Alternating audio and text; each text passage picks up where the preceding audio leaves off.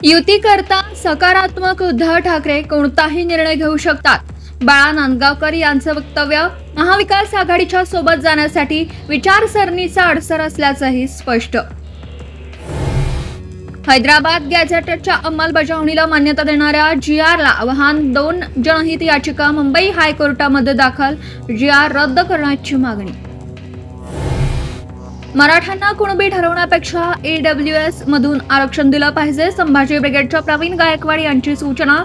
SBC मधलं आरक्षण टिकणार नाही असाही दावा.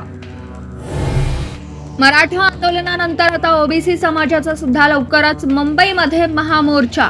8 किंवा 9 ऑक्टोबरला मुंबईमध्ये OBCंचा मोर्चा होण्याची शक्यता. राहुल गांधी स्वतःच्या सुरक्षेबाबत गंभीर नाहीत. CRPFचं मल्लिकार्जुन खरगे आणि राहुल गांधींना तक्रारीचं पत्र. राहुल गांधी प्रोटोकॉल पाळत नसल्याचा दावा. आपचे खासदार संजय सिंह जम्मू काश्मीरमध्ये नजरकैदेत. कारवाईच्या नंतर संजय सिंह आक्रमक. नॅशनल कॉन्फरन्सचे नेते फारुख अब्दुल्लांच्या समोर गेटवर चढले.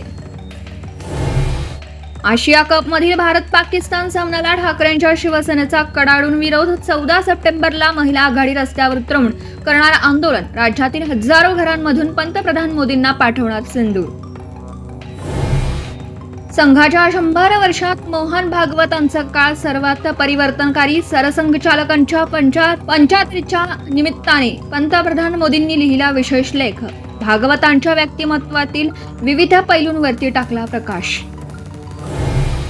दिल्लीमध्ये आतापर्यंत 5 संशयित दहशतवाद्यांना अटक. आफताब आणि सुफियान अशी अटकेतल्या दहशतवाद्यांची नावं. हत्यार आणि स्फोटकही ताब्यात. मोठा कटाचा भाग असल्याचा संशय. सोलापुरामध्ये ढगफुटी सदृश्य पावसाचा कहर. 24 तासांमध्ये 118 मिलीमीटर पावसाची नोंद. घरांमध्ये पाणीच पाणी.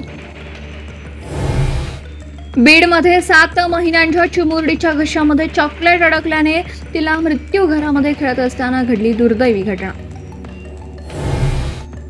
सुशीला कारकच्या नावाला विरोध झाल्यानंतर आता कुलमान गिसिंग यांचं नाव नेपाळच्या पंतप्रधान पदासाठी चर्चेत. विजेच्या समस्येवर गिसिंग यांचं मोठं योगदान.